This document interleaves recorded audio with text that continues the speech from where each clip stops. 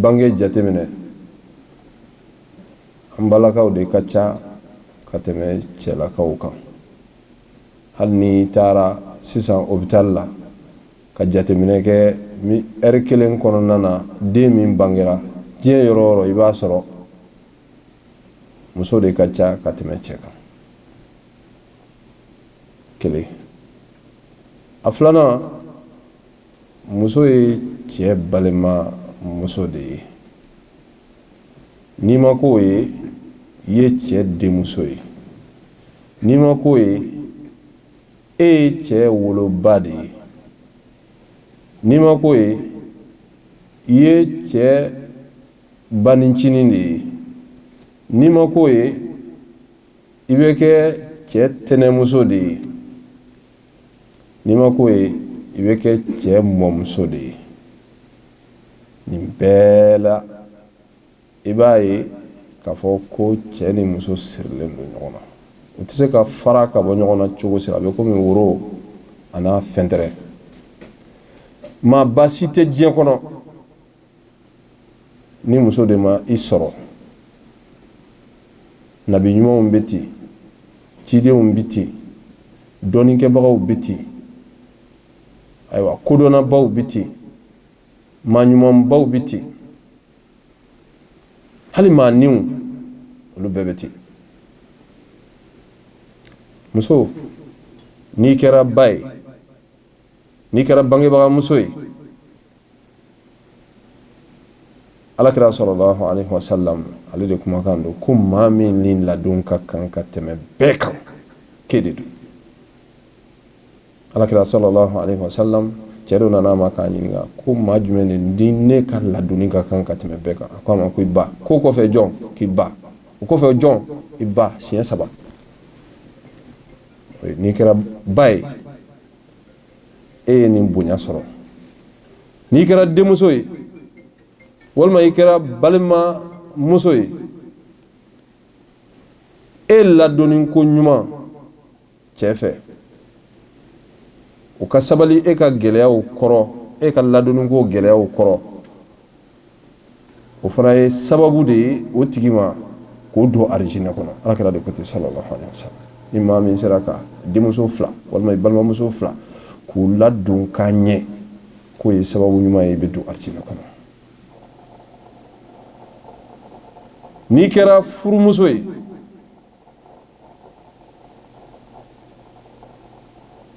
silamɛya ye bonya da ka a di e ma ko e tɛ don furu la abadani ko fo i ka sɔn n'i ma sɔn furu tɛ yen wa n'i sɔnna fana i ka furu nafolo hakɛ e de t'a don i ni maa si jɛ tɛ fo n'i ye maa min sɔn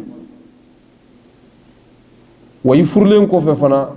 a wajibiyalen don i cɛ kan a ka jɔ i musaka la a seko n'a damayira la a ka sigiyɔrɔ d'i ma a k'i ladon k'a ɲɛ a k'i lakalan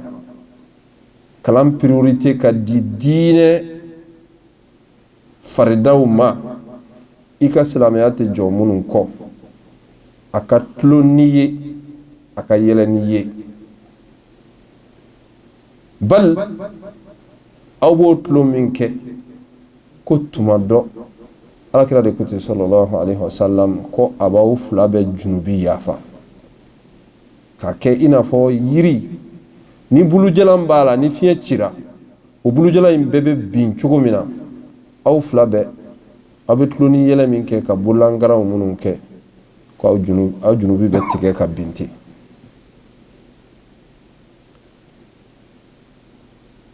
wa alakira sallallahu alaihi wasallam a ye silamɛ ɲuman bɛɛ bagabaga k'a fɔ muso fasugu o fasugu i kana tulonkɛ a ka hakɛ la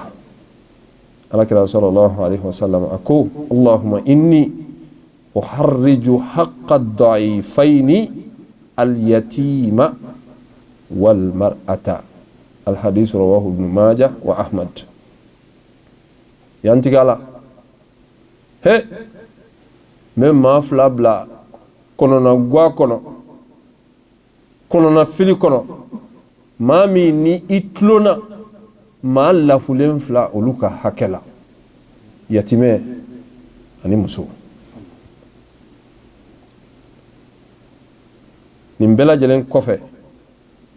alakira de ko sallallahu alaihi wasallam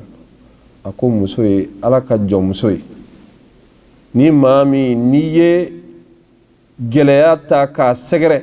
n'i ye juguya ta k'a sɛgɛrɛ ntɔɲɔli ni dantɔmɛ sababu y'o ye k'i sigi a kan ko i ye kɛlɛ déclencher i ni ala subhanahu wa taala de ni ɲɔgɔn cɛ o tuma na i k'i labɛn kɛlɛkɛminɛ na i bɛ ala kunbɛn ni a ye nin bɛɛ lajɛlen ye silamɛya ka jɔyɔrɔ ye muso la k'a sɔrɔ wagati kɔnɔ n'an ye jateminɛ kɛ alhadaratul qadima fɔlɔ mɔgɔw ka culture la kabini fɔlɔfɔlɔ olu tun bɛ muso jate k'a fɔ muso ye marchandise de ye i b'a san i b'a feere cogo min mana i diya bonya ni karama foyi ti da muso ye hakɛ foyi tɛ muso la fɔlɔ olu tun bɛ muso minɛ tan de bal olu yɛrɛ tun bɛ muso jate k'a fɔ ko muso ye fɛn jugu de ye bal jahanimɛ de don tuma dɔ ko hali jahanimɛ ka fisa ye nin ye depuis fɔlɔ ko idéologie de ye nin ye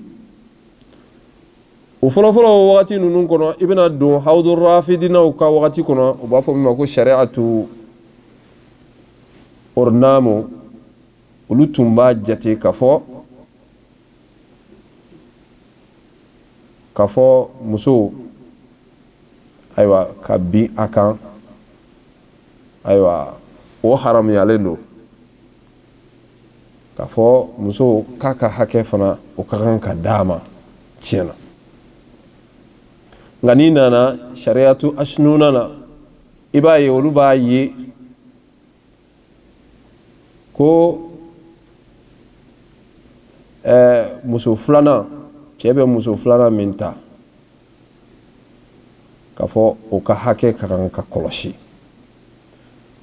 n'i nana yahudiya diinɛ na i b'a ye olu b'a miiri u bɛ baara kɛ ni hakilinaw min ye u ka miiriw la u ka hakilinaw na o de ye k'a fɔ ko muso bɛ jate i n'a fɔ dɔnkilidala artiste i mago b'a la ka jɔ i ɲɛkɔrɔ ka dɔnkili da walima ko muso bɛ jate fanga tiɲɛnina sababu fɔlɔfɔlɔ ye o de kosɔn olu b'a ye u ka gafebaw kɔnɔ ko muso ye faratimafɛn ye a man ka kɛ fɛn valeur ye adamadenya bolo yɔrɔ si la o kosɔn sabotage a kɔkandan de don ka musow sɛgɛrɛ u ka sɛbɛnnifɛnw kɔnɔ u ka gafew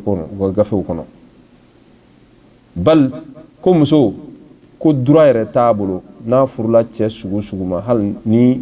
a degunnen de don k'a furu ti sa a bɛ to yen hali n'a bɛ sa ye o ye yahudiyaw olu ka hakilinan de ye ka muso sɛgɛrɛ n'a bɛ f'o ma ko jufu n'an nana christianisme kɔnɔ n'o ye chrétienya ye o bɛ muso jate k'a fɔ k'a ni cɛ bɛɛ lajɛlen dama ka kan kif 50-50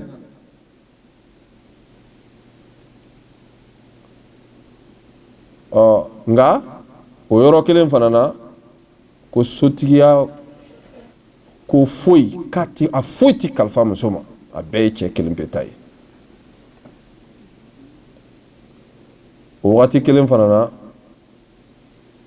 ko muso ko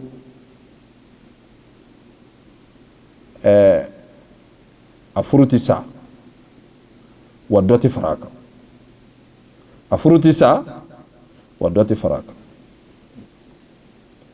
chrétien bɛ nin de muso minɛ tantɔ de wa n'an nana occidentaux fɛ ani u bɛ maa minnu lamɔ n'u ka idéologies ye n'u b'u la kalan k'u bila ka taa an ka jamanaw kɔnɔ olu bɛ musow jate ko muso bɛ komi i n'a fɔ poupée dennin denmisɛnnin ka poupée dennin i b'i tulo a la cogo min na i tulon cogo la ko i bɛ se ka o kɛ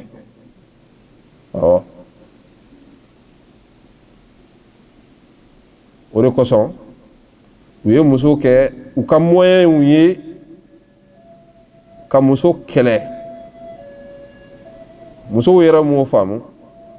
nka u ye muso kɛ moyen ye pour que ka se u ka ɲinifɛnw ma o kosɔn u ye fitinɛ wuli k'a jɔ diɲɛ fan bɛɛ ni muso ye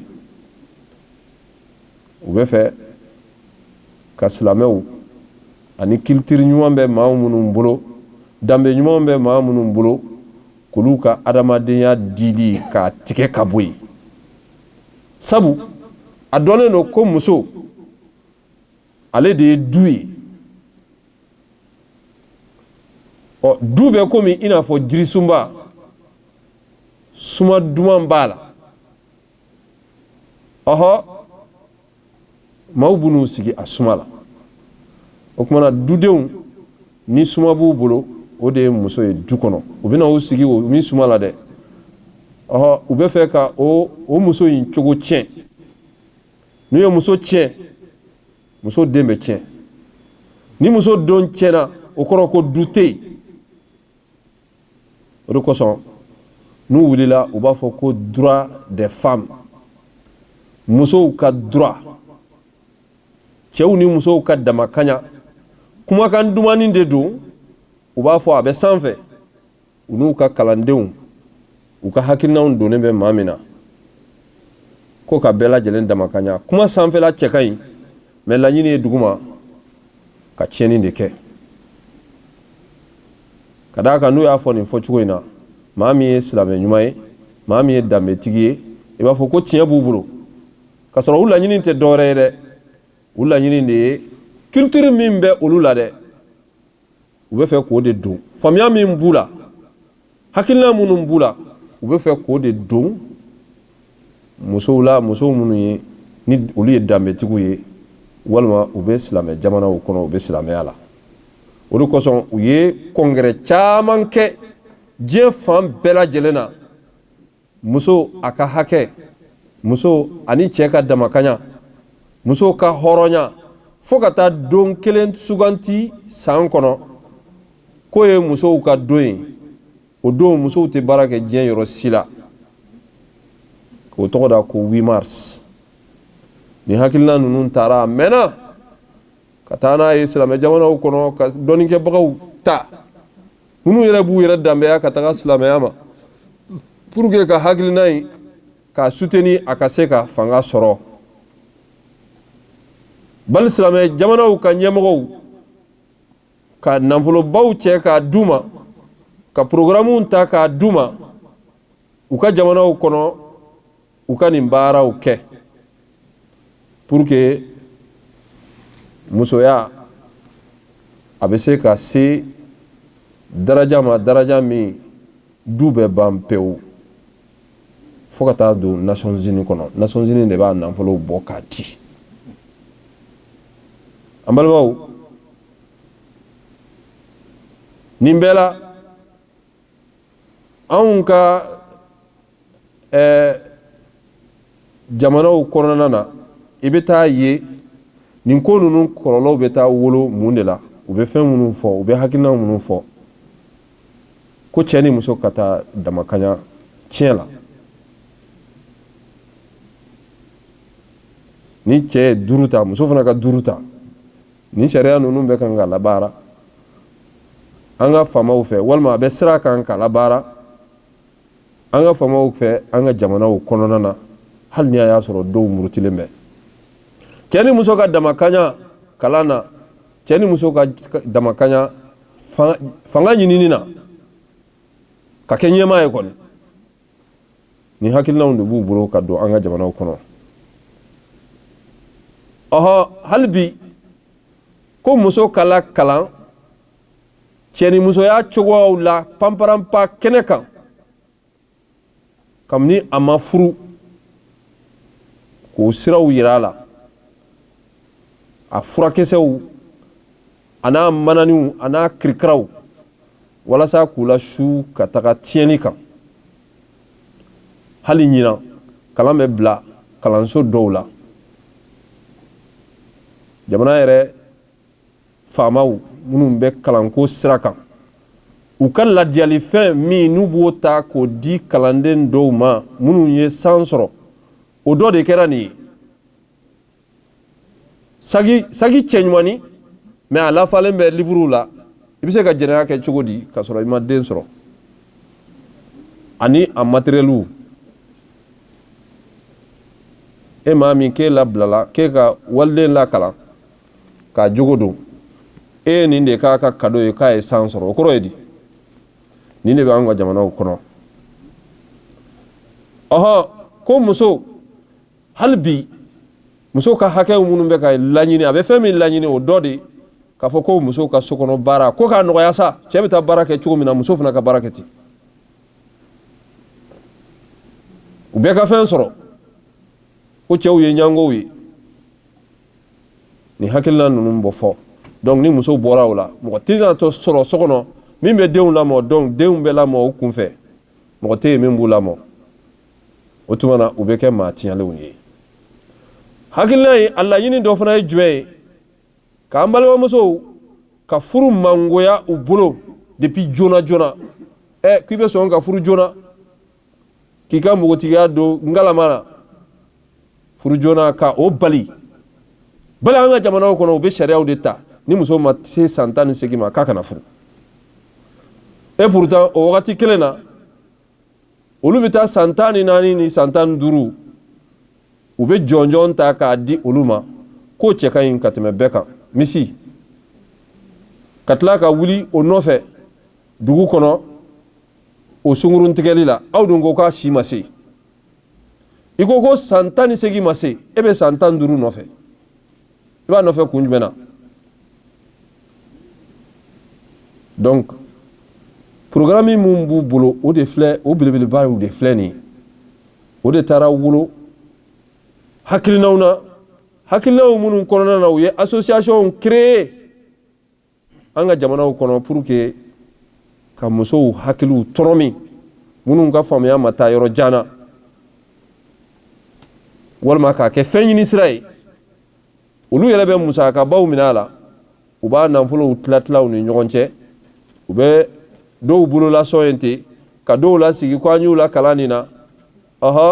ka sɔrɔ résultat de ye ka taa musoya don kalama na u b'u hakilinaw minnu f'u ɲɛna o dɔ de ye jumɛn ye azawaju riya ko furu ye yɛrɛyiranciya de ko i man ka taa i yɛrɛ furu joona ko ni furula yɛrɛ fana k'i kɛ dɔ cɛ ye muso ye e bɛ o ka bila kɔnɔ ko furu bɛ jate albaytu sijinul mar'a ko furuso ko muso ka kaso de don a t'a ka liberté sɔrɔ a kɔnɔ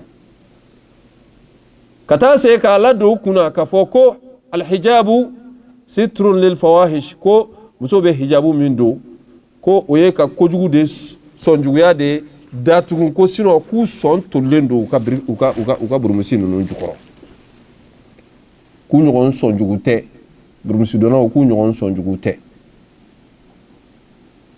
k'a lagosi dɔw yɛrɛ b'a fɔ an silamɛw yɛrɛ cɛ la karamɔgɔ dɔw yɛrɛ bɛ sɔn k'a fɔ ko nin ye bɔrɔ de ye bɔrɔ ka burumusi la kari kɔni k'a lagosi an balimaw n'i sera nin daraja ma i bɛ k'a fɔ cogo min na n'a b'i dusukun na ten e ye kafiri de ye hali n'i selila hali n'i ye karamɔgɔ de ye e ye kafiri de ye parce que fɛn ta minnu bɛ mɔgɔ bɔ silamɛya kɔnɔ a dɔ de ye alistihza'u bid-din maa ka diinɛ yɔrɔ dɔ saboter wa hijabu dun ye Alahu subhanahu wa ta'ala kumakan de fi suratil ahzab Alahu subhanahu wa ta'ala kumakan de don n'i t'a pratiquer a to yen mais i b'a saboter mun na Allah subhanahu wa ta'ala ko ya ayuhan nabi qul li azwajika wa banatika wa nisa'il mu'minin yudnina alayhinna min jalabibihin dhalika adna an yu'rafna fala yu'dhayna wa kana Allahu ghafurar rahima Allah subhanahu wa ta'ala kuma kando kiba afoy musow ye afoy demusow ye afoy islamɛ musow ye k'u ka hijabu ta u ka fini ta k'u datugu muso ye fɛn cɛɲumanin de fleur de do fleur sigilen tɛ de a cɛ ka ɲi wa a cɛ man ɲi bon a ka di n ye a ka kɛ n kɛrɛfɛ o de kosɔn n y'a sigi muso bɛ yen ɲɛnamaya kɔnɔ o de kosɔn jɔnni bɛ fɛ i ka fleur ka bɔ i ni bɛɛ ka jɛ a la o de kosɔn a bɛ n hakili jigin yan faamaba muso dɔ la n t'a tɔgɔ dɔn mais n delila ka bɔ a kumakan kan a b'a u ka veste de don musow ka veste mais a fan bɛɛ datugulen don ale ye silamɛ de ye u y'a ɲininka ko munna ko a b'a yɛrɛ datugu wallahi a ye hikima kuma lajɛ dɛ a ko ale bɛ silamɛya de la a bɛ waso n'o ye mais silamɛya de ka yamaruya kan y'a to ale ye hijabu ta parce que silamɛya de bɛ muso bonya an b'o de kuma la ko k'an ka silamɛya t'a to kɛrɛfɛ ko baganw minnu bɛ kungo kɔnɔ ko est-ce que olu bɛ se ka u yɛrɛ datugu wa ko ayi journaliste ko ayi bon est-ce que jɔnni adamaden jumɛn bɛ aw cɛ la min b'a kanu i ka kɛ komi daba olu ko mɔgɔ si tɛ yen min b'a kanu i ka kɛ daba ye minnu bɛ kungo kɔnɔ olu datugulen tɛ o ko ale tɛ daba ye ale y'ale ladiya a y'ale dan k'ale kɛ adamaden ale tɛ daba ye donc ale b'a yɛrɛ datugu i hakilina ye donc maa min mana kɛ daba ye a b'a yɛrɛ labila kɛ a b'a yɛrɛ labila ni jamana in kɔnɔ ne yɛrɛ ye fɛnw ye yan nɔ wallahi ni mɔgɔ m'a fɔ ɲɛna ayi n b'a fɔ n k'a tɛ se ka kɛ o la ni mɔgɔ min bɛ balo fitinɛma jamana kɔnɔ k'e b'i ka hijabu ta o ye hɛrɛba de dɛ wa e bɛ baraji min sɔrɔ i ɲɛ bɛ minnu na n'olu bɛ hali magan jamana kan olu t'o ɲɔgɔn sɔrɔ n'u ka hijabu ye parce que munna olu tɛ fitinɛ cɛ la o n'olu lajarabi n'a ye olu bɛ min kɔnɔ u bɛ courage de sɔrɔ don o don k'a kɛ mais e bɛ yɔrɔ la yɔrɔ min i bɛ se ka la fitinɛ n'a ye fana b'i labɛn kɛ musow ka sago de tɛ a ka fɔ ko gorobinɛ ko ko i m'a dɔn i ɲana sa mais a datugulen a bɛ fɔ k'i ɲana de a tɛ fɔ dɛ donc ni mɔgɔ min y'o to ye Ala subhanahu wa ta'ala jati kosɔn yɔrɔ la e bɛ fitinɛ kɔnɔ yɔrɔ min na pression t'i kan foyi t'i kan e ta in yɛrɛ de y'a ye siga t'o la fiyewu an bɛ Ala subhanahu wa ta'ala deli yala bi Ala k'o kɛbagaw caya Ala k'u sabati a kan an balimaw nin bɛɛ kɔfɛ nin ye occidentaux ye mais an kana anw yɛrɛ ka laada la an k'a lajɛ anw yɛrɛ ka laadaw kɔnɔ n'i ye maninka ye maninka muso maninka dugu kɔnɔ n'i ye maraka ye maraka dugu kɔnɔna na est-ce que musow kɛlen bɛ ka bonya sɔrɔ o yɔrɔ ninnu na ye wa u ka laadaw kɔnɔ muso ma jate dɔwɛrɛ ye o ni baarakɛminɛn tɛ a ka baara kɛ dɔrɔn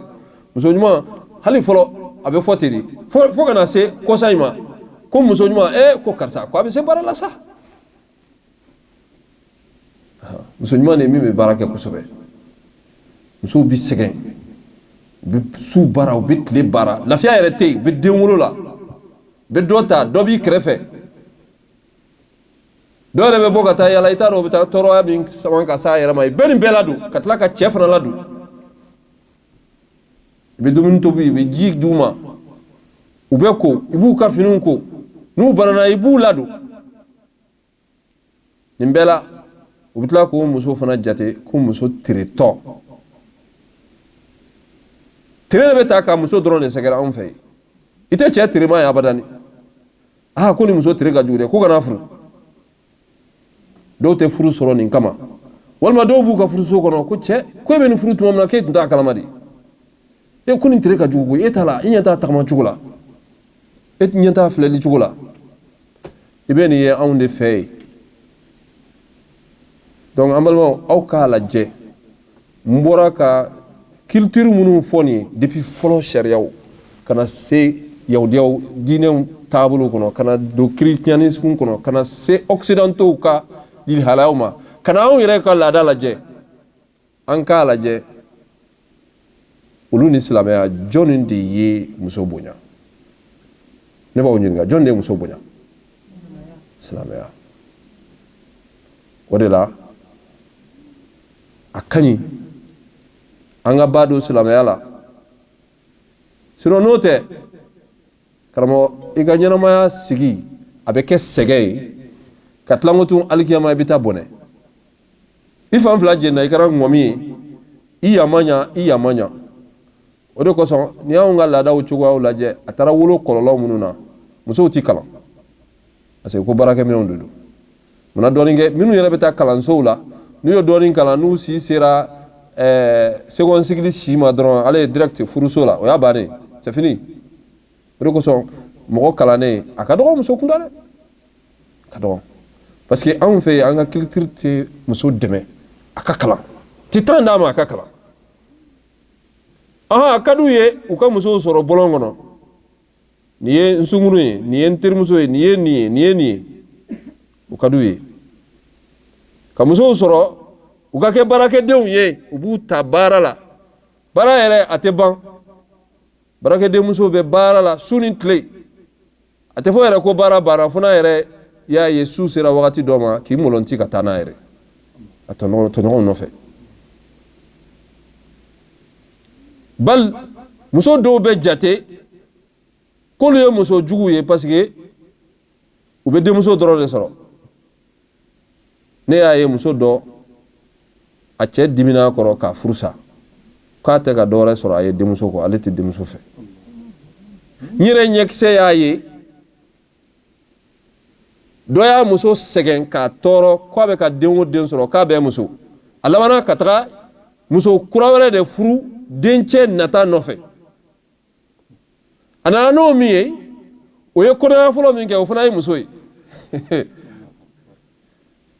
o bɛ ka kɔnɔya fɔlɔ min wolo tuma min na n'o ye muso ye o ma tɛmɛ kalo dama dama kan a muso fɔlɔ ye a dencɛ fɔlɔ sɔrɔ yala ka hikima ye ne tɛ mɔgɔ tɔgɔ fɔ mɛ ni maa min tulo bɛ n na ni a tigi b'a mɛn a b'a dɔn k'a fɔ k'ale yɛrɛ de ko don nin kɛra alors que kuranɛ aya yɛrɛ bɛ min fɔ den musoya n'a den cɛya a bɛ bɔ jɔn na de wa jala min hu a ye hu de fɔ o dɔmiru bɛ segin cɛ de ma parce que zawjayn dhakara wal unsa donc den sɔrɔli a cɛya n'a musoya a bɛ bɔ cɛ de la o muso tɛ o muso tɛ donc anw de ka laada taara wolo ka muso mangoya ka bɛn ni ninnu ye i kana bɔ o la ka n'a ye damatɛmɛ minnu bi kɛ anw ka furuw kɔnɔna na n'an bɛna furuw kɛ ambiyansiw ka musow t'u yɛrɛ ma ni furuko b'u bolo don min na u bɛ nafolo de bɛ bɔ k'a tiɲɛ a musaka caman miliyɔn ka dumuni tobi k'a tiɲɛ bali ka juru ta ka taga furu kɛ ka tilanko tugun ka taa juru ta k'o baara kɛ ni furu banna i bɛ taa sɔrɔ furuɲɔgɔnma fila yɛrɛ foyi t'u bolo ni minɛnkolon gansan tɛ ɲɛjipɔ daminɛna jurutara bɛ daminɛna o tuma na denmuso yɛrɛ bɛna mangoya a cɛ ye furu bɛ tɛ bɔ ntɛnɛnna ka se tarata ma a bɛ sa ka sɔrɔ nafolo minnu musakaw tun bɛ bɔ ka kɛ tiɲɛli la o tun bɛ se ka kɛ ka furuɲɔgɔnma fila k'u ka ɲɛnamaya daminɛ ka sipasiman d'a ma musakako fan fɛ bali anw ka ni laada ninnu a taara wolo muso dɔw bɛ furu diyagoya la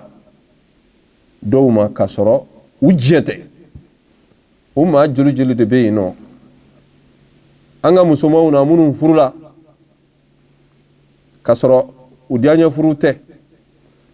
u sigira a kɔnɔ ala tilala ka u dɛmɛ hali o nkalonw kan ka barika don o denw olu la awɔ parce que u sɔnna u bangebagaw ka yamaruya kan kɔrɔ k'u t'u sigi furu la ala subhanahu wa taala a y'o sɛgɛn falen ka kɛ u denw ka barika ye ka sɔrɔ sariya ka fɛn tɛ sariya sɔnnen tɛ jagoya furu ma o furu dontɔ cɛ de ta don muso de ta don n'a bɛ bɔ cɛ de ta don muso ni ala ye se d'i ma cogo o cogo i n'a fɔ aw ka nin jamana ninnu kɔnɔ n y'a mɛn ko se bɛ musow bolo ka taa se daraja ma u bɛ se k'u furu sa ka bɔ cɛw kunna u bɛ se k'u cɛw don kaso la u bɛ se ka kungo se u cɛw ma hali ni ala y'o se d'i ma i sabali koyi o ye kafiri sariya de dɛ n'i y'a kɛ ala k'an kisi k'an tanga e ma dangale ne dɛ fana sɔrɔ i tɔɲɔlen don n'i tɔɲɔlen tɛ e fana k'a dab'a kama k'i cɛ tɔɲɔ i ka ɲɛnamaya kɔnɔ i sigi a kan dɛ i tɛ sa abadani fo tɔɲɔli nin f'i k'o kɔlɔlɔ ye ɲana wa Alahu subahanahu wa taala tɛ tɔɲɔli fɛ dɛ tɔɲɔli de ye junubi kelen pe ye junubi min kabini diɲɛ kɔnɔ yan Alahu subahanahu wa taala b'a kɔlɔlɔ bɔ a tigi la fɔlɔ yanni alikiyama cɛ wa npalan de don a b'i kana dɛ alikiyama don Alahu subahanahu wa taala o palan in a kɛlen bɛ k'a sɛbɛn i kana ko nin kɔnɔfɛn Alahu subahanahu wa taala tɛ taa foyi kan a b'i ɲininka a bɛɛ lajɛlen kelen-kelenna la i ye nin tɔɲɔli kɛ kun jumɛn na f'i k'a tigi ka hakɛ segin ni cɛ de don f'i k'a ka hakɛ segin bal ni laada ninnu an ka ni laada ninnu taara wolo ka taa a se daraja ma cɛw bɛ cɛw la u tɛ musow ka dépense fosi kɛ ko a bɛ se ka dɔ k'a yɛrɛ ye a tɛ kumakan ɲuman sɔrɔ a bolo a tɛ dépense sɔrɔ a bolo a tɛ furakɛli sɔrɔ a bolo bal anw ka ni laada ninnu a taara wolo ko kiyɛn yɛrɛ tɛ tila yɛrɛ a ka dɔgɔ dɛ anw ka laadaw kɔnɔna na k'i b'a ye ko dutigi fatura ko a fatura ka nafolo minnu to ko a kiyɛn tilatɔ filɛ nin ye i n'a fɔ silamɛya y'a fɔ cogo min na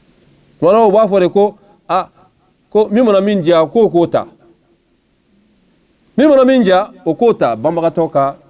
fɛnw na tuma dɔw u b'a fɔ de ko ko a ka fini labɔ bɛ yen bi y'a ye min bɛ dulokiba ta min bɛ samara ta k'a kɛ min mana min diya o b'o ta ye k'a sɔrɔ Alahu subahanahu wa taala ye ayatul mirasu jigi kuranɛ kɔnɔ fi surati nisa yɔrɔ an balimaw nin bɛɛ la maaw bɛ sɔrɔ anw ka laada la u b'u musow kɛ de i b'a fɔ ko mɔgɔ b'i ka jɔn kɛ cogo min na i b'a ci cogo min mana i diya hɛrɛ bɛ si a bɛ tile dɔw b'u muso ci fo k'a ɲɛ ci k'a bolo kari k'a sen kari nin bɛɛ bɛ kɛ dɔw b'u muso gosi fo a bɛ k'i ɲɛna ko mobili de y'a tampon o tɛ aw ka jamana kɔnɔ yan mais a b'anw fɛ yen a bɛ yen nka ni laada sera ni taara wolo nin bɛɛ la o kɔrɔ de ko muso ma fɛɛra laada kɔnɔ donc silamɛya de ye diinɛ kelen pe ye min ni a ye muso bila a bilalan kɔnɔ histoire bɛɛ kɔnɔ diinɛ bɛɛ kɔnɔ i b'o ye kuranɛ kɔnɔ yɔrɔ caman na an bɛ misali dama-dama fɔ o la ni a y'a sɔrɔ k'a fɔ ko émancipation de don ko ka cɛ ni muso dama ka ɲa silamɛya fɔlɔ de ye o émancipation in labaara ka bɛɛ bila i bilalan kɔnɔ parce que n'i ko ka fɛnw dama ka ɲa siga foyi t'a la n'u ye fɛn sugu kelenw ye i b'u dama ka ɲa mais n'u tɛ fɛn sugu kelen ye nin ka kan ka ɲa ni cogoya min ye i b'o bila o kɔnɔ nin fana ka kan ka ɲa ni cogoya min ye i b'o bila o kɔnɔ a bɛ fɔ de ma ko tilennenya o de la n'i ye kuranɛ yɛrɛ lajɛ ka muso tɔgɔ fɔ kuranɛ kɔnɔ ka cɛ tɔgɔ fɔ kuranɛ kɔnɔ kif siɲɛ 24 muso ye siɲɛ 24 cɛ ye kuranɛtigiw b'o dɔn ka na du kɔnɔ ka tila o tugun ka na an bɛna se o yɔrɔ ma ka tila o tugun ka na kuranɛ kɔnɔ ka suran ta k'u tɔgɔ da muso la mais suran tɛ yen min tɔgɔ dalen bɛ cɛ la dɛ ayi o tɛ yen o kuranɛ de kɔnɔ suran bɛ yen a bɛ fɔ o ma ko suratu nisa kuranɛ dɔnnaw fɛ ko suratu nisa al-kubra o bɛ yen suratu nisa as-sughra o bɛ yen suratu nisa belebeleba ani suratu nisa fitini suratu nisa belebeleba o de bɛ fɔ bakara kɛrɛfɛ n'i bɔra bakara i bɛna ali imrana i bɛna an-nisa wal maida o nisa de ko don ko musow ka sura o kɔfɛ suratu nisa as-sughra o ye suratu talaq ye o bɛ duguma suraw la ko furusa sura mais aw y'a ye kuranɛ kɔnɔ yɔrɔ jumɛn ko cɛw ka sura ni muso ka bonya tɛ a bɛ min wa nin bɛɛ lajɛlen kɔfɛ Alahu subahanahu wa taala ye aya caman fɔ kuranɛ sura wɛrɛw la minnu bɛ musow ka kitiw fɔ awɔ o dɔ bɛ suratul ahzab kɔnɔ dɔ bɛ suratul baqara kɔnɔ wa hakaza ka tali ka tila tugun ka du k'a danbeya ka taga muso ma du a bɛ fɔ fɛn min ma ko du n'i y'a mɛn ko du jɔn de bɛ yen mɔgɔw de b'a kɔnɔ sinon ni mɔgɔ t'a kɔnɔ a bɛ fɔ ko du de ya ayi a bɛ fɔ ko du tuma min na silamɛya kuranɛ kɔnɔ a ye du danbeya ka taa muso de ma a ma du danbeya ka taa cɛ ma dɛ Ala subhanahu wa ta'ala kumana du kan ka muso tɔgɔ fɔ yɔrɔ o yɔrɔ a ye du danbeya ka taa muso de ma Ala subhanahu wa ta'ala ko warawadatuhu allati huwa fi baytiha an nafsi ko muso y'a yɛrɛ la jarabi yira walicɛla muso min b'a yɛrɛ ka du kɔnɔ a ye du danbeya ka taa muso ma a ma kɛ kojugu ye fɔlɔ nin na dɔrɔn a bɛ kan ka mubadara kɛ i y'a ye o de kosɔn i b'a ye hali jɛnɛya yɔrɔw Ala subhanahu wa ta'ala bɛ a fɔ a b'a daminɛ jɔn de la muso wazaniyatu wazani tafsiritigiw ko sɛgɛrɛ min b'o la munna y'a daminɛ muso la fɔlɔ ka na cɛ la parce que jɛnɛya bɛ taa kɛ tuma o tuma muso fɔlɔ de bɛ a pa fɔlɔ di parce que a ye cogo ma walima a kuma cogo ma ale fɔlɔ de bɛ premier pas di o de kosɔn ko a fɔli daminɛna ale ma nka an ka kuma bɛ yɔrɔ min nɔfɛ yan nɔ o de ye du bɛ ka danbeya ka taga muso ma kelen a filanan a misali filanan Ala subhanahu wa ta'ala ko suratul ahzab kɔnɔ wa qarna fi buyutikunna muso so dum damiraya tuguni ka taga muso ma ko muso a ye sabati aw ka du kɔnɔ fila a sabanan wadhkurna ma yutla fi buyutikunna o fana bɛ suratul ahzab kɔnɔ ko muso ko a ye Ala kosuma aw ka du kɔnɔ nin bɛɛ la a bɛ ka du danbeya ka taga muso ma a naaninan a ko tuguni la tukhrijuhunna min buyutihinna k'aw kana musow bɔ u ka du kɔnɔ nin bɛɛ ka du danbeya ka taga muso ma ka muso bali toujours a kana bɔ ka taa kɛnɛmana la illa li darura fo ni darura y'a kɛ baasi t'a la darura la i ka bɔ ka taa kɛnɛma dɛ o darura bɛ se ka kɛ n'i ma mɔgɔ sɔrɔ min bɛ se ka jɔ i musaka la i balo la i bɛ bɔ ka taa i dahirimɛ ɲini fosi t'o la Ala kira ka yamaruya kan de don baasi fosi t'a la nka i bɛ bɔ tuma min na ka sɔrɔ condition rempililen de don mais aw k'a lajɛ tuma min na ni muso bɔra ka tiɲɛli kɛ kɛnɛma o wagati la kuranɛ bɛ kuma muso kan a ma du danbeya ka taga muso ma a ye mun de fɔ Ala subhanahu wa ta'ala ko wallati yatina alfahishata min nisaikum ko muso minnu bɛ taa ka taga jɛnɛya kɛ kɛnɛma muso minnu bɛ bɔ ka taa tiɲɛli kɛ kɛnɛma fastashhidu alayhinna arba'atan minkum ko aw ka seereyaw jɔ u la o kɛwale nin kan f'a ka se maa naani ma ja karamɔgɔ mɔgɔ tɛ se ka girin ka jɛnɛya ko kuma fɔ ka da mɔgɔ kan ka sɔrɔ seereya tɛ ye dɛ fa in shahidu n'o seereya o seereyara tiɲɛ seereyara famsikuhunna fil buyuti ko a ye musow mara so kɔnɔ yen fɔlɔ a m'a fɔ ko musow ka so dɛ musow ka du dɛ ko a ye musow mara du kɔnɔ a m'a fɔ k'u ka du i n'a fɔ a y'a tɛmɛnenw parce que munna y'a ye tiɲɛli yɔrɔ ye donc ni ɲali de don muso ka du mais ni tiɲɛli nana ko a y'u mara du kɔnɔ donc du tɛ danbeya ka taga a ma o de kosɔn mɔgɔ i ɲana ko i ta ye mais ni tiɲɛna i sen bɛ bɔ a la i sen bɛ bɔ a la o hadisaw caman nana alakira kumakanw na sallallahu alaihi wasallam kuranɛ aya ninnu kɔfɛ minnu bɛ muso ka bonya fɔ alakira sallallahu alaihi wasallam ko istawsu bin nisa'i khairan hey ko n bɛ sarangana k'aw ma alakira manto musow ka lihalaya la musow ka minɛ cogo la a ye hɛrɛ ta ka musow sɛgɛrɛ fa innama hunna awanun indakum musow ye aw dɛmɛbaga de ye aw ka so. Allah subhanahu wa ta'ala bɛ ka nin fɔ cɛw ye. Al-hadith muttafaqun alayhi wa rawahu Tirmizi wa huwa kadhalika fi Ibn Majah. Alakira ko hadisa wɛrɛ fana na a ko ittaqullaha fi nisa a ye sira Ala ɲɛ musow ka kow la. Fa innahunna awanun indakum olu ye dɛmɛbagaw de ye aw bolo. Akhastumuhunna bi amanatillah a y'u sɔrɔ ni Allah subhanahu wa ta'ala ka danaya de ye. Wastahlaltum furujahunna bi kalimatillah ula dagaraw ye ni Allah subhanahu wa ta'ala ka kumakan ye. Walahunna alaykum rizquhunna wa kiswatuhunna bil ma'ruf ulu ka hakɛ do aw kan sɔrɔ ani nafakati ani ka u fɛrɛbɔ aw seko damayira la o ye wajibi de ye olu ye aw kan. Ni hadisa in a bɛ Muslim kɔnɔ a bɛ Abu Dawuda kɔnɔ.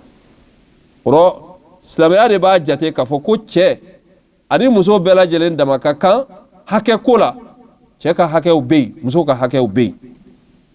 U ka kan fana wajibi ko la cɛ ka wajibu bɛ yen muso ka wajibu bɛ yen. Mais silamɛya b'a fɔ ko u bɛɛ lajɛlen dama ka kan hakɛ ni wajibi la ka bɛn ni bɛɛ lajɛlen ka tabiya ye. Parce que hali u tɔgɔ tɛ kelen ye. Ni ko cɛ ani cɛ o bɛ faamu. Muso ani muso o bɛ faamu. Mais e ko kabini tɔgɔ la ko cɛ ani muso est-ce que u ye kelen ye? Kabini o yɔrɔ la i k'a dɔn ko différence nana o tuma na n'i ko k'i ka kelen o kelen bonya d'a ma fo a mago bɛ hakɛ min na i k'a bila o minɛn kɔnɔ ɲuman kɔnɔ kɔnɔ. O de la Allah subhanahu wa ta'ala ko walahunna mislu alladhi alayhinna bil ma'ruf wa lirrijali alayhinna daraja. Ko cɛ ani muso hey ko muso ka hakɛ don a k'a ka hakɛw sɔrɔ i n'a fɔ cɛ yɛrɛ fana ka hakɛ don a k'a ka hakɛw sɔrɔ cogo min na. Sauf que ko Allah subhanahu wa ta'ala ye daraja fitinin di cɛ ma muso kan. O daraja fitinin o ye jumɛn ye? O ye ɲɛmɔgɔya ye. Parce que n'aw fila ye ɲɔgɔn sɔrɔ yɔrɔ kelen il faut que dɔ de ka kɛ ɲɛmɔgɔ ye. Ɲɛmɔgɔya dikun ye cɛ ma mun ye? Cɛ ka hakili dɔrɔn de don. Cɛ ka hakili dɔrɔn de don. Mais o kɔrɔ tɛ k'a fɔ ko a ka fisa ni muso ye. Wa a kɔrɔ tɛ fana k'a fɔ ko cɛ hakili ka bon ni muso ye. La a kɔrɔ to ye. A kɔrɔ de ye k'a fɔ ko dɔw bɛ na muso b'a hakili bila kɛrɛfɛ k'a ka sentiment lana k'a sɔrɔ o tɛ tiɲɛ ye. N'o dun kɛra ni baara kɛra ni o sentiment ye siga foyi t'a la o ko masina a bɛ tiɲɛ. O misali dɔ bɛ komi i n'a fɔ ni den ko k'a bɛ tiɲɛ. Muso sentiment ka bɔ a den nɔfɛ a tɛ sɔn a ka bugɔ o. Bon n'a sera bugɔli niveau ma muso dun tɛ se k'a bugɔ. Den dun bɛ yɔrɔ min na n'a ma bugɔ n'a ma pini a bɛ tiɲɛ. Ni cɛ tɛ a bɛ tiɲɛ wa a tɛ tiɲɛ? A bɛ tiɲɛ. Donc o yɔrɔ muso y'a ka fɛɛrɛ kɛ lamɔ cogoya la ladon cogoya la a nana dɛsɛ a ko kɛ karisa ne commencera ka dɛsɛ a la dɛ n'i m'a lajɛ. O jɔyɔrɔ muso bɛ se k'o kɛ cɛ de b'o jɔyɔrɔ kɛ o yɔrɔ in dɛ o dɔrɔn de différence ye. Mais a kɔrɔ tɛ k'a fɔ ko cɛ yɛrɛ fana ka fisa muso ye. Sinon n'o tɛ n'an ye hakɛ tɔw lajɛ tiɲɛ la cɛ bɛ dɔ sɔrɔ muso bɛ dɔ sɔrɔ. Mais o bɛna fɔ ko attention muso bɛ min sɔrɔ o ye muso fila ni yɔrɔ o bɛ di cɛ ma ko silamɛya y'o fɔ ko damakaɲali ma kɛ dɛ. Ya u bɛ an balakaw hakili suɲɛni ni n'a ɲɔgɔnnaw ye k'a sɔrɔ ni taa m'an bolo an b'a bɛɛ lajɛlen hypothèse jira k'a jira k'a fɔ nkalon don. Mais nin yɔrɔ in yɛrɛ la juste n'o ye tiɲɛko ye a bɛ fɔ ko cɛ muso fila ni yɔrɔ ko bɛ bɛn cɛ kelen ni yɔrɔ ma. Aw b'a dɔn secret min b'a la wa? Secret min b'a la cɛ bɛ kelen de sɔrɔ dɛ muso fana bɛ kelen de sɔrɔ. Mais munna cɛ kelen bɛ ka muso niyɔrɔ filanan ta? Hey a ma ta dɛ a ma ta dɛ. Dɔw ko ustaz a ma ta cogo di? A ma d'a ma ka ban fila de b'a bolo. An b'a fɔ ayi a ma ta muso ye kelen min ta cɛ fana y'o ɲɔgɔnna kelen de ta. O cɛ ta filanan in munna o bɛ cɛ bolo de? Munna a dira a ma? A dira a ma kun min na n bɛna kun de fɔ aw ye. Kun tɛ dɔwɛrɛ ye dɛ. muso y'a ka kelen min ta a bɛ taa n'a ye min a ye n jaabi a bɛ taa n'a ye min a cɛso la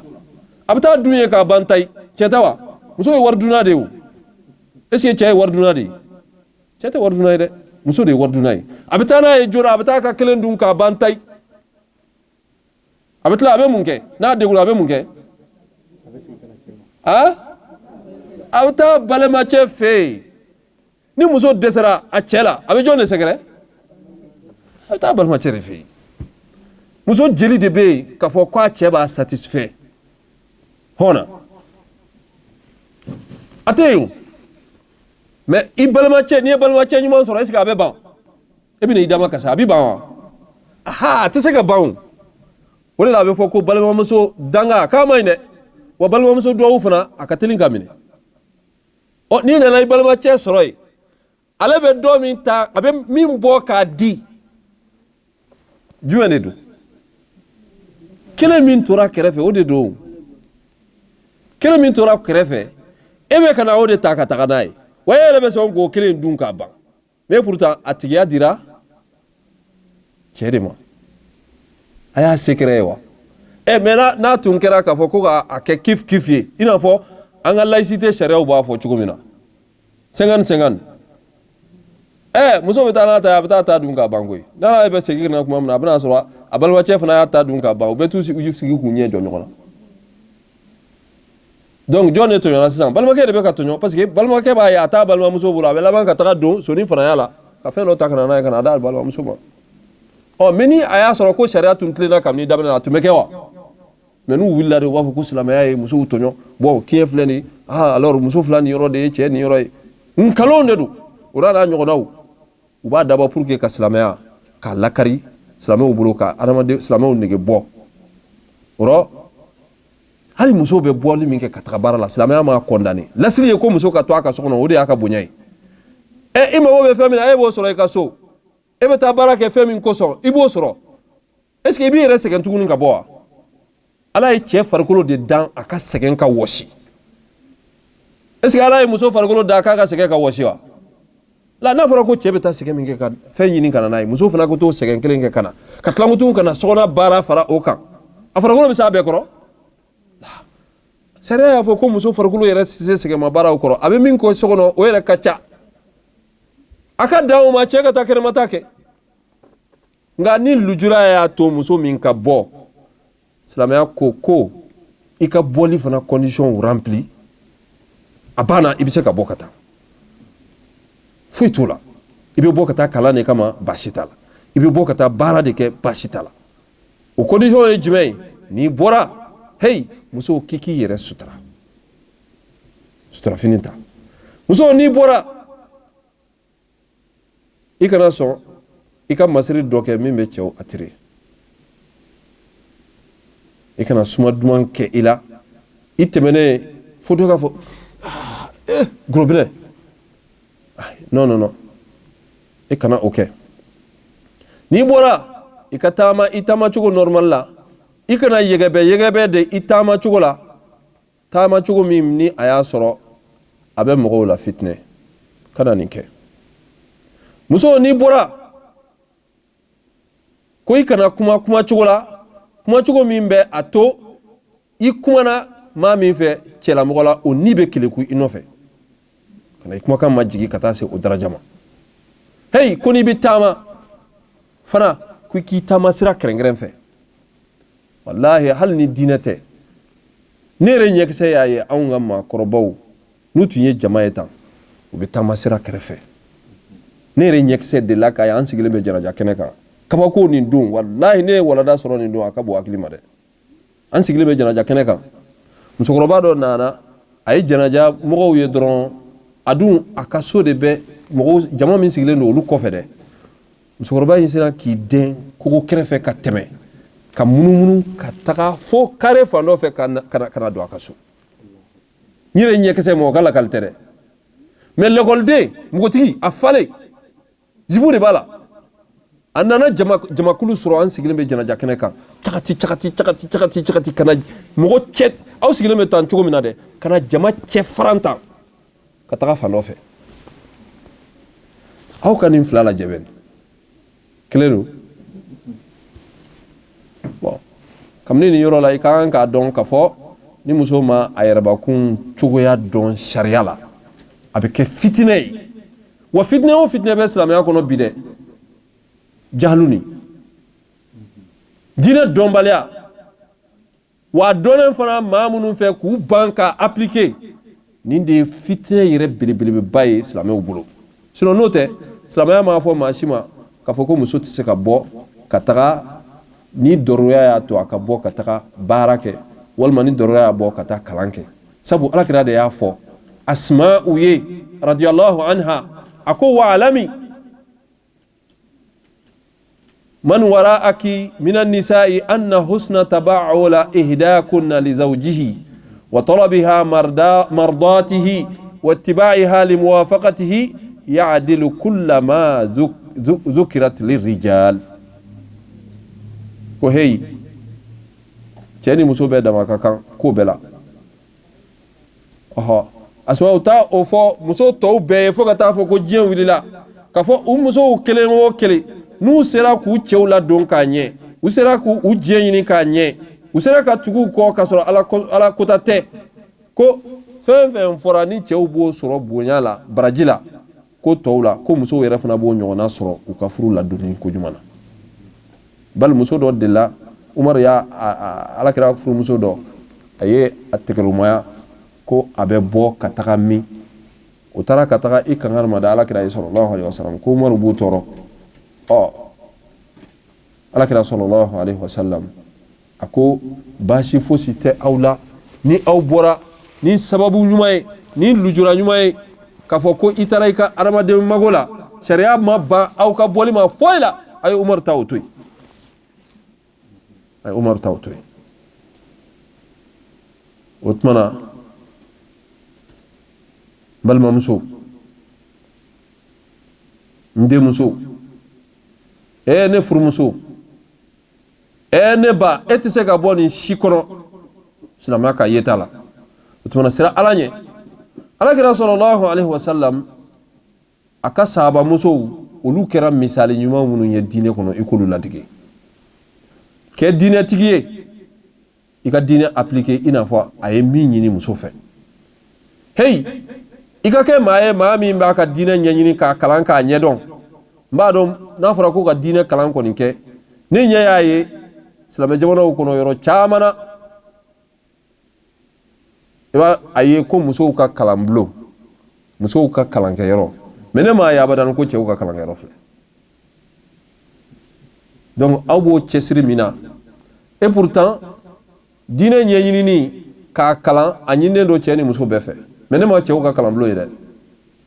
cɛ ɲɛnatigɛw ne ma kalanbulon ye abadani n bɛ musow kɔni ta ye a b'an ka jamana kɔnɔ a bɛ a ɲa ye a ka ca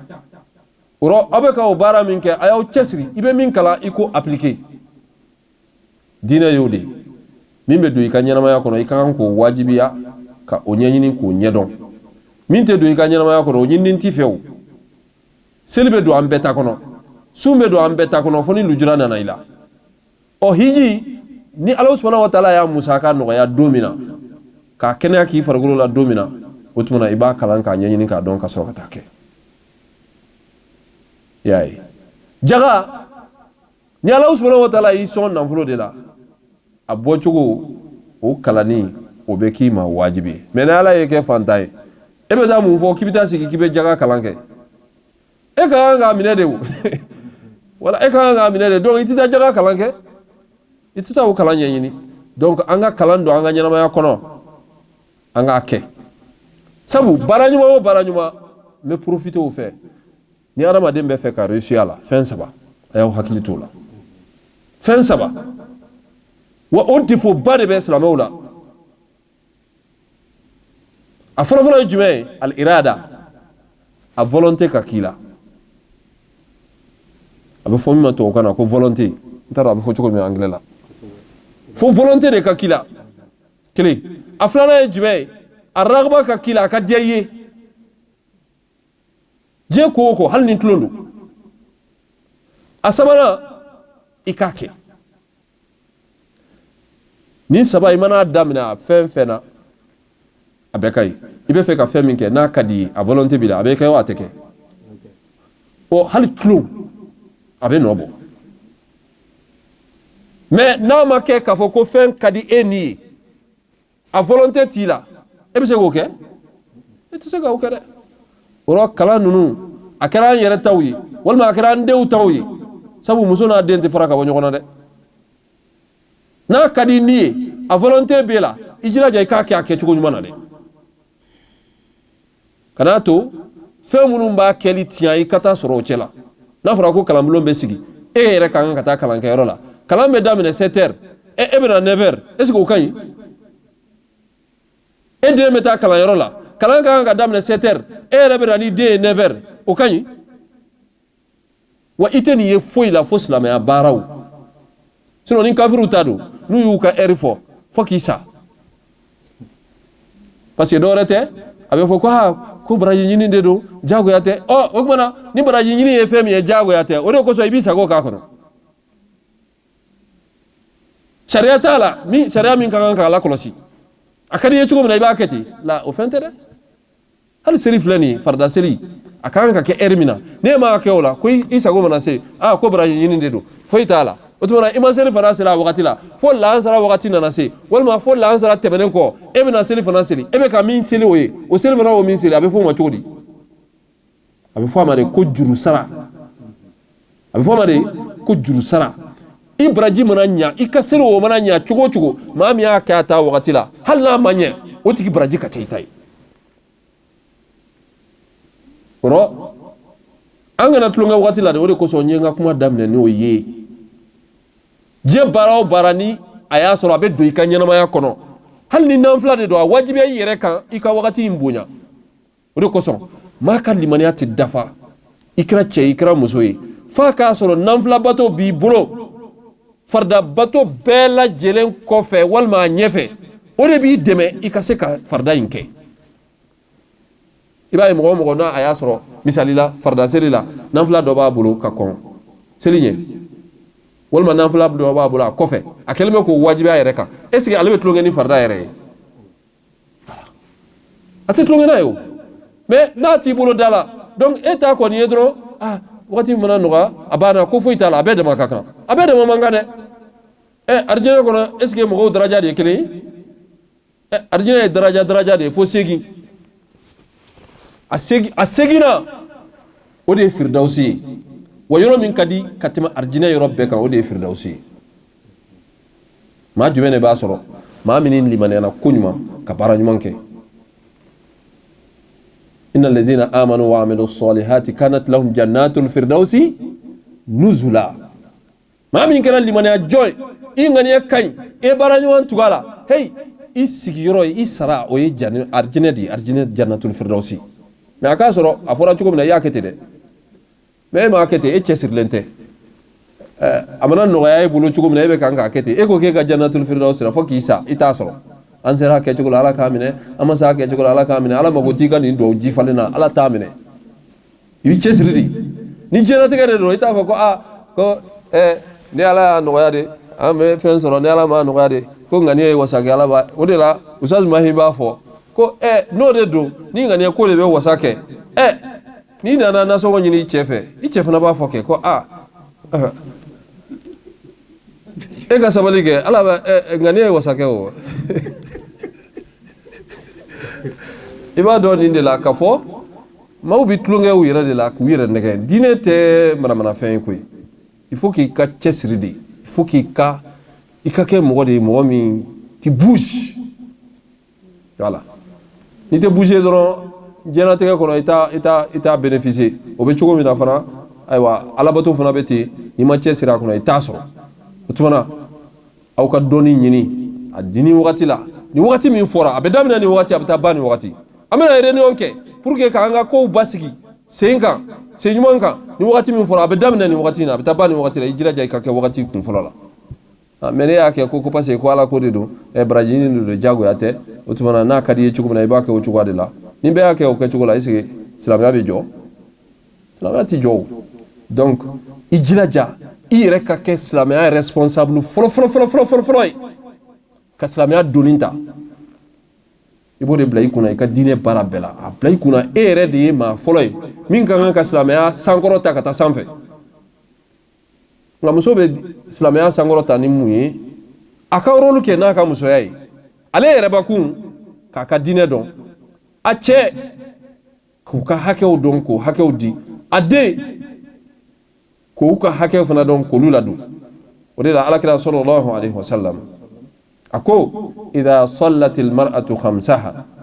wa samat shahraha wa hafizat farjaha wa ata'at zawjaha qila laha udkhuli aljannata min ayyi abwab aljannati shi'ti ko muso o muso ni a y'a ka farda seliw seli k'a dafa seli farda 5 k'a ka sunkalo sun k'a dafa ka se a yɛrɛbakun ka taafɛ bolo la ka tugu a cɛ ka ɲamariyakanw kɔ ni ala sɔsɔ t'a la a banna ko n'a sara tantɔ ko alikiyama don ala subhanahu wa taala b'a fɔ mɛlɛkɛw ma a y'a fɔ ni muso masina ye arijinɛ da segin bɛɛ yɛlɛnen filɛ nin ye ni da min ka d'a ye a ka don o da fɛ ka taga arijinɛ kɔnɔ donc muso ka arijinɛ sɔrɔ ja a sababuya belebele bɛ a cɛ ladonni na mais par contre cɛ fana ka arijinɛ sɔrɔ a daraja belebele a sababuya belebele a sirilen bɛ jɔn na a ba mais u bɛna fɔ ko furumusow tɔɲɔmuso ka hakɛ ma d'a ma mais ni a y'a sɔrɔ ko muso ka arijinɛ sɔrɔ sababu bɛ a cɛ la cɛ dun fana ka arijinɛ sɔrɔ fana sababu o bɛ a ba de la ou bien a bɛɛ tɛ muso de n y'o de fɔ n ka kuma n ka ladilikan in yɔrɔ la a daminɛ na n'i tɛ ba ye i ye balimamuso ye i ye denmuso ye i ye furumuso ye n'i m'a sɔrɔ yɔrɔ dɔ la i bɛ taa sɔrɔ yɔrɔ dɔ la yan fɛ ne ye furumuso ye i bɛ kan ka majigin i cɛ ye e den fana ye minnu ye olu bɛna mun kɛ olu fana bɛna majigin e ye donc i ma perdu o bɛ sɔrɔ diinɛ min kɔnɔ an man ka o diinɛw olu juguw ka manamanakanw lamɛn ka o diinɛw ye k'a fɔ ko a kɛlen bɛ ka degun ta ka an sɛgɛrɛ la o t'a kɛcogo ye n'i y'o kɛ i b'i yɛrɛ tɔɲɔ o an balimamusow an k'a dɔn k'a fɔ bonya si tɛ yen ala subhanahu wa taala ye bonya min kɛ muso ye ka tɛmɛ a ka du kan n'a b'a jɔ sabu ale de ta ye du ye ɔhɔ kɛnɛ ma a bɛ fɔ e ma ko i ka sotigi ye jɔn ye sotigi min ye so jɔ o ta ye so ye a tɔgɔ kɛnɛ ma mais n'a donna so kɔnɔ a bɛ jɔnni ka royaume kɔnɔ han a bɛ muso de ka royaume kɔnɔ i b'o dɔn mun na ni muso ɲuman bɛ cɛ o cɛ bolo ala subhanahu wa taala alakira sallallahu alaihi wasallam a ka kumakan don ala ka hikma de y'o ye alakira ko sallallahu alaihi wasallam a ko ad-dunya mata'un ko diɲɛ ye damu de wa khayru mata'iha ko diɲɛ damu fana bɛɛ lajɛlen na sɔn hɛrɛ ma al-mar'atu salihah muso ɲuman fɛn tɛ diɲɛ kɔnɔ min ka di cɛ ye je dis bien fɛn tɛ diɲɛ kɔnɔ min ka di cɛ ye ka tɛmɛ muso ɲuman kan a b'i bolo wallahi ni muso ɲuman b'i bolo je dis bien chaque minute dɛ chaque seconde i hakili bɛ jigin a la i hakili bɛ jigin a la wa n'i taara yɔrɔ o yɔrɔ a bɛ komi i ni a bɛ komi i dusukun i hakili bɛ jigin a la i kɔrɔtɔlen don i ka segin ka taga k'a ye i ɲɛkisɛ la i tɛ fɛ ka mabɔ a la cɛ bɛɛ bɛ ten wa cɛ fana bɛɛ de b'o laɲini mais ni muso jugu kɛra i bolo e bɛ kɔrɔtɔ i ka bɔ i ka so wa n'i bɔra i ka so fana ni so taga wagati sera ala a bɛ k'i ɲɛna ko i tatɔ de don jahanama de la parce que munna muso jugu de b'i bolo i ka so n'i donna i ka so karaba i tɛ foyi ye fo n'a kɛra tɔɔrɔ gansan ye yɔrɔ an balimamusow aw k'a faamu k'a fɔ du de y'aw ka royaume ye o royaume ni aw ta don tuma min na n'aw sera k'aw ka rôle jouer k'a ɲɛ o rôle joué ka ɲɛ i ka kunnadiya b'o de la e yɛrɛ b'a kun valeur b'o de la so cɛɲumanbaw tɛ k'a masiri la walima gorobinɛfinibaw tɛ ko e y'a don i la walima voituriw tɛ ko e donna a kɔnɔ walima sanubaw tɛ ko e y'a don i la nin si tɛ fɛn min de don o de ye k'a fɔ i bɛ rôle min jouer dɛ i ka du kɔnɔ k'i ye furumuso ɲuman ye ka i cɛ sɛgɛrɛ i ye ba ɲuman ye ka i denw sɛgɛrɛ o de i k'i cɛsiri i ka cɛ sagow kɛ cɛ ka hakɛw kɛ k'a dafa n'o kɛra i tilala k'a denw fana ka hakɛw kɛ k'a dafa i tilala tugun ka a ka nafolo latanga a kɔfɛ a n'a ɲɛfa siga foyi t'a la i bɛ bonya in sɔrɔ an bɔra ka bonya min fɔ o fɛn min ka di cɛ ye ka tɛmɛ fɛn bɛɛ kan a muso la o de ye a ɲɛ bɛ jɔ fɛn min na muso yɛrɛ la ani muso ka sokɔnɔna na muso k'i jilaja o ka kɛ fɛn sanuman ye a ka kɛ fɛn masirilen ye ni cɛ bɛ bɔ kɛnɛma kana don e ka du kɔnɔ a fɔra i ka royaume de i ka du kɔnɔ a ka kan ka n'a sɔrɔ e kɛlen don ka masirifini ta masiri min bɛ kɛ kɛnɛma musow fɛ dɛ a kana sɔrɔ e y'o ɲɔgɔnna kɛ so kɔnɔ a tɛ ɲɛbɔ kɛnɛma ta fɛ a kana sɔrɔ i ka sokɔnɔna masirilen don dɔ bɛ fɔ karamɔgɔkɛ mais ni nafolo tɛ ne bolo ka fleurs ni fɛnw kɛ n ka so kɔnɔ n bɛ mun kɛ i b'i ka dilan position yɛlɛma i b'i ka chaise sigilanw yɛlɛma olu yɛlɛmali min filɛ ye n'a bɛna ka n'a sɔrɔ olu kɛra kura ye so kɔnɔna na ka fara e yɛrɛ ye cogo sanuman kan nin ye belebeleba de ye a b'i nege tɔ bonya a b'i diya tɔ bonya i furucɛ la kelen n'i bɛ fɛ i ka kɛ gorobinɛ ye i ka kɛ kɔɲɔmuso ye tuma bɛɛ i muso bolo i cɛ bolo dɔ wɛrɛ tɛ dɛ a nun bɛ don fɛn o fɛn na suma duman na i jilaja a k'o sɔrɔ e yɛrɛ la a k'o sɔrɔ i ka sokɔnɔna na wusulan dumanw bɛ yen bi parfum dumanw bɛ yen bi minnu n'i bɛ se k'a sɔrɔ olu ɲɛɲini i muso kunda i tɔɲɔgɔn kunda u k'i dɛmɛ i ka se ka o don sɔrɔ i k'a sɔrɔ i cɛ bɛ don tuma min na i siso kɔnɔna na o y'a sɔrɔ suma duman kɔni o ma dɛsɛ e ka sokɔnɔna na pewu a bɛ don yɔrɔ min na a b'a fɔ ko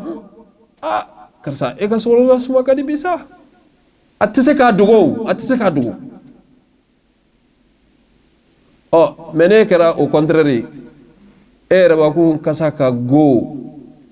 bo finikolonw bi yan fɛ finikolonw bi yan fɛ dilan yɛrɛ ti yɛlɛma nɔgɔw minnu b'o la olu b'o cogoya la minɛ nɔgɔw fililen dɔ yan fɛ tuma o tuma n'a donna so kɔnɔ a b'a sɔrɔ e yɛrɛ feere kelen b'a cɛ la i yɛrɛ nɔgɔlen bɛ bisimila e bɛ se ka ko diya i cɛ ye cogo jumɛn a bɛ kɛnɛmata ninnu de kanu a k'olu ye a k'olu suma mɛn fila a sabanan ye jumɛn ye i jilaja n'i cɛ bɛ don i ka du kɔnɔ a k'a sɔrɔ a bɛ kumakan duman mɛn e la kɔkɛ e nana hali m'a ta tɔgɔ ma monsieur e nana ba e nana n'anw bɛla kalan nin na i tɛ muso si sɔrɔ ko a bɛ taa cɛ so ko a bɛ fɔ a ɲɛna k'i k'i cɛ wele a tɔgɔ ma ko Musa min ye Seyidu Burama i nana nin ka girin kojugu dɛ muso yɛrɛ ka musoya bɛ dɔn valeur la tuma jumɛn a bɛ fɛn duman kuma duman min fɔ wa kuma duman yɛrɛ fɔli ɲininen tɛ muso kelen pe fɛ hali cɛ Ala subhanahu wa ta'ala ko kuranɛ kɔnɔ wa qulu linnasi husna a ye kuma ɲuman fɔ maaw ye ni maa ni kumakan ɲuman ka kan i cɛ de don depuis bɛ na i b'a bɛrɛbɛrɛ ka kumakan dumanw fɔ a ye karisa kɔkɛ e sɛgɛnna dɛ i b'a kunbɛn i b'a ka minɛ minɛ a bolo i b'a kunbɛn i b'a embrasser Usazu ne kɔrɔla koyi ne tɛ se k'o kɛ koyi ne bɛ maloya n denw ɲɛna k'o kɛ ka maloya i den ɲɛna k'i cɛ fɛn kɛ min ka di cɛ ye ni den wolola la kono ka mo akono ayra ba famu ka fo ko jani ko keta de ni adamadiya tindi afana ba famu ka fo ko nin kan ka ke na ma nyogon jianye ira nyogona ame muneke ame nyogon goya ira nyogona de sika kon tula de afla do la kele so be nke wala be nke ni malera wala karamo ere de be ka ijuya do iche duskuna ibe bo min kalama iko goyara e pew abe fe min yeila o cheka jugu abe fe min suma meila o kasa ka go abe kuma kan jugu de me dala akasa de ko e make kana ni ebe e bana no ede e ko ni ire ika ku ka gelasa karsa e ka ku ka gela ko jugu e be mo gonto nyo ko jugu na commencera ka fo ka be ila baga wal maka inani ibe jebe jwala ne mu ne ka furla kamna la kanda ma deli ka here ka furla kamni ndona ka furla ma foye ni kuma kan jugu fasuku walma karsa ere o ba nyogoni o be ni ne nyogon ka amusoyi o de chey furla chemi ma ka chewere dambe oye ko de chey non mais iye mugu ci yire law wallahi iye mugu ci yire la parce que ite ko dia o che modèle il faut ka ta fo ko dien wuli la on a été che bulu donc muso de do muso fla ka nyokon furu ni muso iche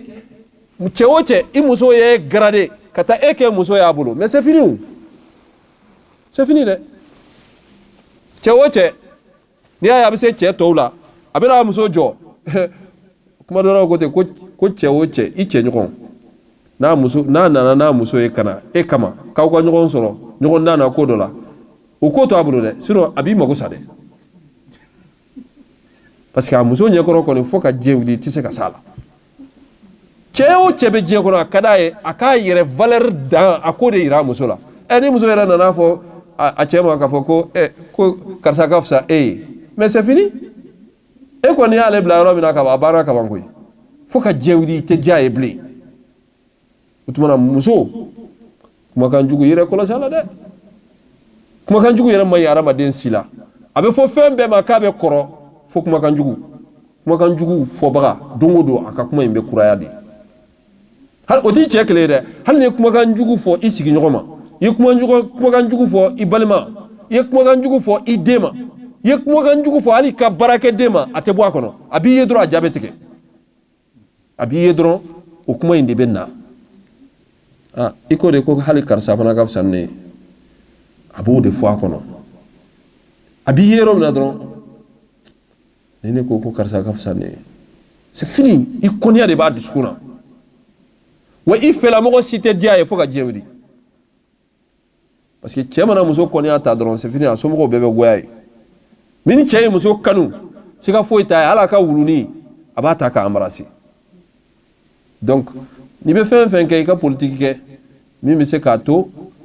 ibe kodia ye tuma be olu de la delikan photo fleni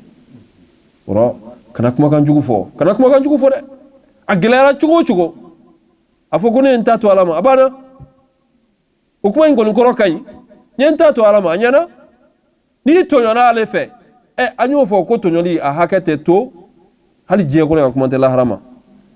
sabu Allah subhanahu wa ta'ala de anyamaria kaka hina ila alakra de kote sallallahu alaihi wasallam rifqan bil qawarir hey hormuso ayen noya nuye ayen noya uma ore nyina le fe nale moke fale nana kana gerente ta ke isegere foki isrese foki bla bla bla kono bla bla mi fo ebita kuma jugu fo fi bita ke wala jugu ke ayi tonyo de na so ayi tonyo ale fana beto hake ale beto hake sigi mais fana tonyo ikran ka sabalidi ikara ta fenfo mimba to ibe ko into na doala no kera ebi yere magosa wa ina le teke nyona mo ble o yika furu ko ni blone sa foni ala yere boda ke domina ki boabulo sino ite here yi nyala ro anga se an cewla don ko nyumana anga se an dewla don ko nyumana bal anga masri ko nyuma bal anga sumadmon kan yerla anga dumunu dlan kanye anga kalanke sokono anga deun la kala anga cew kan nanfolo la tanga an k'an cɛw ka hakilinaw laɲini an ka ɲɔgɔn bilasira n'ale dimina don min na e k'i fujunu jigi n'i dimina don na fana ale fana k'a fujunu jigi mais e ka rôle kɔni ye n'a dimina don min na i ka bɛrɛbɛrɛ i ka fujunu a ka fujunu don o kana kɛ i ka nisɔndiya don ye i k'a ka gɛlɛya dɔn i k'a ka kinigini dɔn i k'a ka nisɔndiya dɔn i k'a ka ŋunanfaya dɔn i k'a tanamakow dɔn i ka ninnu bɛɛ lajɛlen kɔlɔsi k'a bɛɛ lajɛlen minɛ a minɛ cogo la n'o kɛra i ka furu bɛ barika n'o kɛra i bɛ lafiya i ni la muso tɛ fɛn ɲini diɲɛ kɔnɔ a cɛ la ni fɛn fila dɔrɔn tɛ cɛ k'a ni lafiya cɛ k'a fɔ a ma ko hɔn muso o muso n'i sera ka i cɛ minɛ an bɔra ka minɛ cogo minnu fɔ nin siga foyi t'a la i cɛ bɛ k'i ka jɔn ye awɔ a b'i sagona kuma fɔ a b'i dususuma kuma fɔ a b'i dusuma ko kɛ wa hali o bɛɛ lajɛlen tɛmɛnen kɔfɛ a bɛ i ka dépense k'i ye a seko n'a damayira la ka d'a kan dɔwɛrɛ tɛ a bɛ fɛn min ɲini e fɛ i y'o bɛɛ lajɛlen rempli wa cɛ o cɛ cɛ ɲuman don siga foyi t'a la a bɛ k'a muso de ka jɔn ye mais a bɛ k'a muso ka jɔn ye tuma jumɛn ni muso ma jiginna mais ni muso y'a kaman da cɛ t'a la walima ka yɛlɛ cɛ sanfɛ c'est fini cɛ tɛ k'a sago ye bilen wa o furu kɔni a ye sigi a kan a bɛ don makɔnɔ na a bɛ sa yarabi ala k'an n'an cɛw kɔrɔ ɲɔgɔn bolo yarabi ala k'an denw barika yarabi ala k'an yɛrɛw barika yarabi ala kana an fitinɛbaga bila ɲɔgɔn na ala kana n'an lebubaga bila ɲɔgɔn na yarabi ala k'an balo silamɛya kan ala k'an fato limaniya kan subhanakallahumma wa bihamdika ashhadu an la ilaha illa anta astaghfiruka wa atubu ilaik wa akhiru da'wana anil hamdulillahi rabbil alamin. Alhamdulillah, Allah subhanahu wa ta'ala talo ambe kira sallallahu alaihi wasallam jadi Allah subhanahu wa ta'ala aka alaka moke anam bela jadi anjiri doni na paman okam nam pola rabbi alaka barakali wala min bela bulma alaka anauke yana musubawi karena sebaca jina kono wati ma jina ko sebe ne antiwara kapan malu ya liti ana kanne amena mun duru ka tuna duna apa wau mo pani na mo ko min ka ka so ana do deta ila amara subhanahu wa ta'ala di alaka semaji ama ko amena masih ambau na so ni wulu tapi sekarang ini waktu terbentuk waktu sila kasuan sila kali hakim kita amin rumah kaduku ka insyaallah. Alhamdulillah, our ustaz start the lecture by presenting himself insyaallah. He has presented himself. He started by where did he study? Studied in Mali, from then to Saudi Arabia, come back and go back to Saudi Arabia again. So after he has ended his studies, come to Mali, and he passed through Lara department as working for the government school and also the private school. Now he, alhamdulillah, he has his own masjid doing the da'wah there, and they have also organizations that they help orphan people and the poor people. They build a mosque in the school. He encouraged our mothers, if anyone can take part of that, to help the organization to try to help the orphan people back on there. We can do it. It's not a lot of money according to our currency here. Then also he gave us a little talk about how he did his visa into here. The purpose for him to be here first is to visit us as Muslims, brothers and sisters, with all our brothers and sisters. That's the first goal for him to be in US here, and the second to do some of the doctor visits according to his health, and also visit the community and inshallah and give a little da'wah as he just did advice, which is his main duty in back home. His topic was today about the sisters. He has given us a little story about how the previous civilization used to treat our mothers, all the way down to the Islam, and he compared it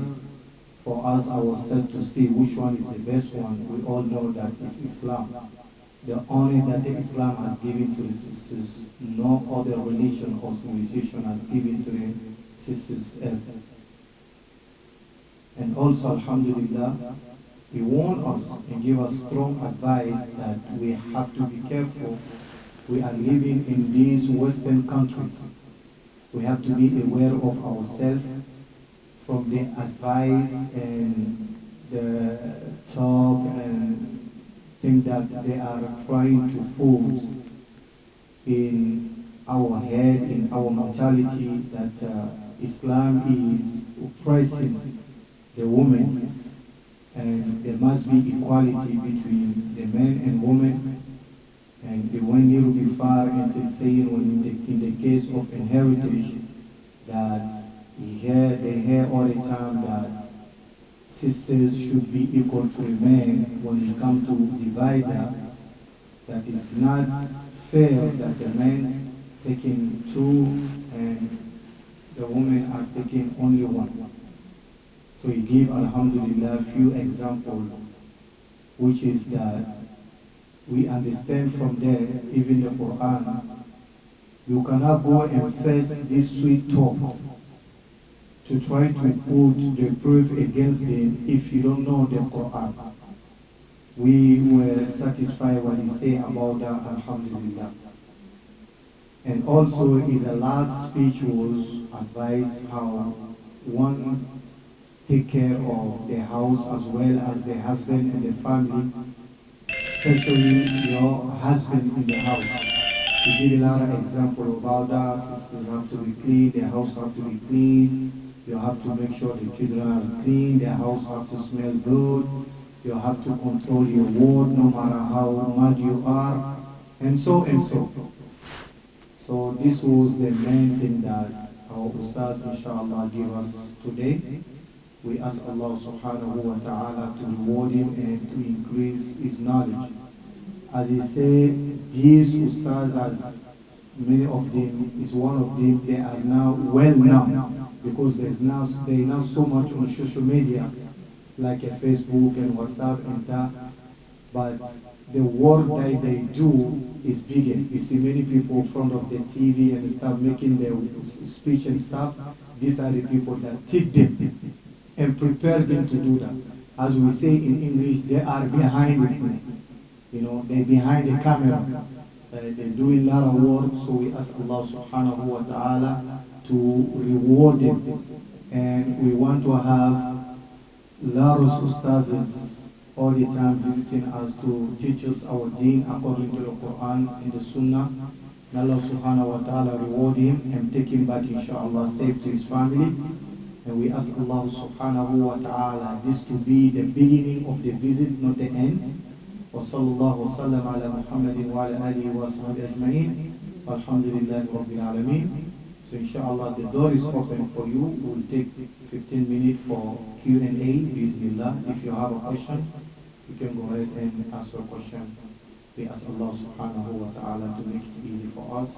But please remember, no comments. Questions, no comments. Bismillah.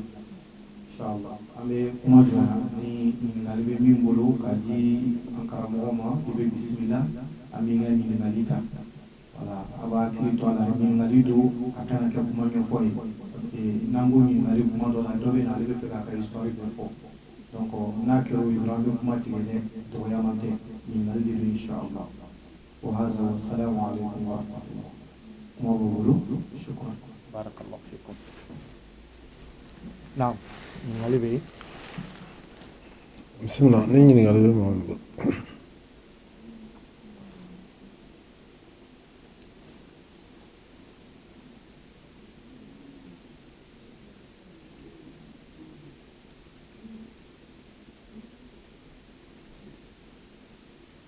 bɛ ka gɛrɛ de i jɔ n ka gɛrɛ peut-être u bɛ ka maloya ka u kan bɔ n hakili la o de don dɔ de bɛ kɛnɛ ɲɛma fifa voilà pour que tɔw bɛ se ka commencer ka fɛn a bɛ gɛlɛya dɔɔnin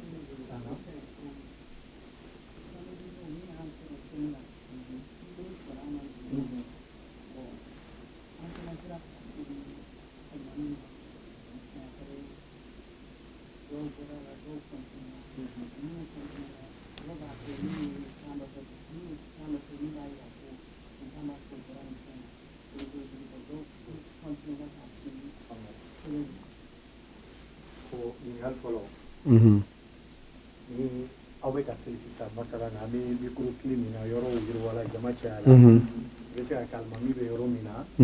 bon jamaw bɛ yɔrɔ wɛrɛ u n'alimami tɛ ɲɔgɔn ye u bɛ seli micro man kan ye tuma dɔ la micro bɛ se ka baraka tigɛ kuran tigɛba la o n'a ɲɔgɔn na n'o kɛra maa minnu bɛ yɔrɔ la yɔrɔ min na n'u tɛ micro kan mɛn bilen o dun ye seli daminɛ ni alimami ye kaban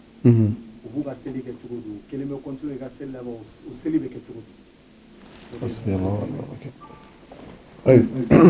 ala k'an bɛ sababa ma ni ye lihalaya gɛlɛnw ye lihalaya minnu an bɛ se k'a fɔ a bɛ sɔrɔ aw de fɛ yan ka bɛn ni jamana cogoya ye o ye gɛlɛya de ye o gɛlɛya in yamɔgɔw ka kan ka fɛɛrɛ sɔrɔ a la o ye n ka kuma fɔlɔ ye o fɛɛrɛ ye jumɛn ye an bɛ wagati min na i ko sisan diɲɛ kununen don voilà video ninnu olu bɛ yen caméra ninnu bɛ yen pour que ka se ka a dɔn jamakulu bɛ yɔrɔ min na seli la o ye occasion dɔ mais